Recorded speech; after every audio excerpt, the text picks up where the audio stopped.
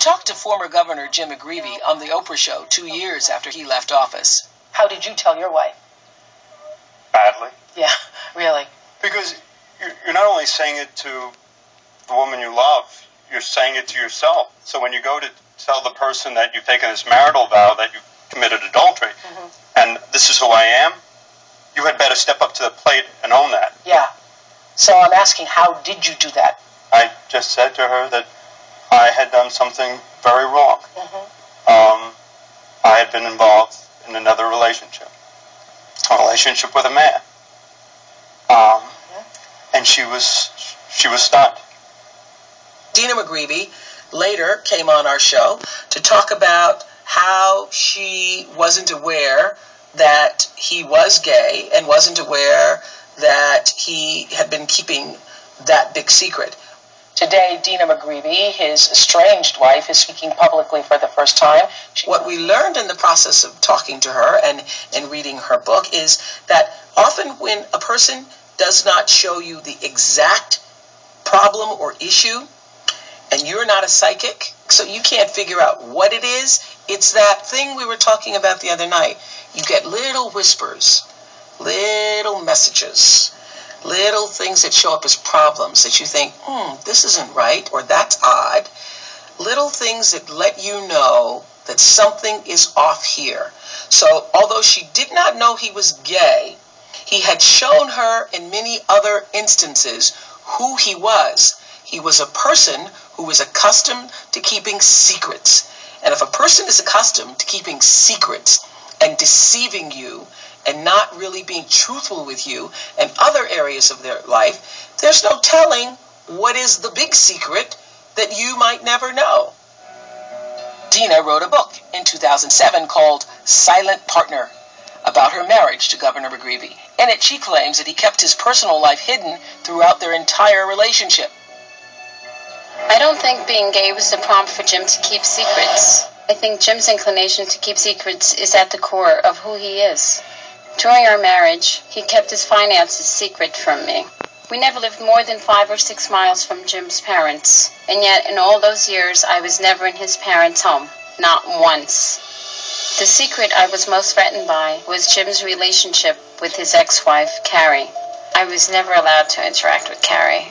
One morning he was on the phone clearly talking to her, and he called her sweetheart. I learned that Jim was throwing a party for Carrie and didn't invite me, didn't tell me about it. It appears that Jim told Carrie a lot more and shared a lot more with her than he ever did with me. Dina says Jim even kept his daughter, Morag, from his first marriage, shrouded in secrecy. Morag was almost 10. Jim and I had been together for 6 years, and still I'd never met her. In fact, I'd never even spoken to her. Jim simply wouldn't allow it. Well, you can tell by even just the audience reaction here. Everybody's like, what? What? Talk about some signs. Signs, nobody's saying that these were signs that you should have absolutely known that he was gay, but there were definitely signs of being disconnected within the relationship. So when you are married to someone and they have a child, and she was 10 years old at the time. Yes. 10 years old at the time, and you're not allowed to see the child or have any contact with the child, or his parents are 5 or 6 miles away and you're never going to the parents' home, what were you thinking? Well, his excuse for not seeing his daughter was that she was too far away. She's in British Columbia. And whenever I asked him, to bring her to New Jersey or to have her spend vacations with us or summer, he always said that her mother wouldn't allow her, that, her entire family would have to come and it would be too uncomfortable. In terms of his parents, well, they were out a lot campaigning for him. Whenever we had, holidays or dinner together or celebrating a birthday, it was always out. Always out. And even his friends said that, no one ever went to his house. This is what I was really thinking when I was sitting there listening to her speak and the audience's reaction. I was thinking he showed you with his finances being kept a secret, A lot of women will say, well, I don't know anything about that. This is 2011. This is the 21st century. If you're a woman in a relationship with a man and you don't know anything about the finances or how things work in the house and all of that's kept a secret, then you have yourself to hold accountable for that. That is your fault, and it will catch up with you at some point in your relationship.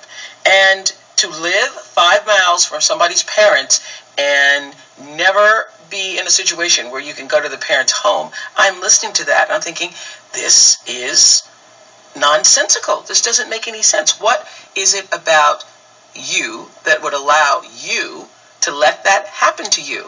And when she said he wouldn't allow her to have a relationship with the daughter, if you're in a marriage and there is an allowing, a controlling situation going on, those are all signals in any kind of relationship. When someone is trying to control you, it means that they are trying to control you.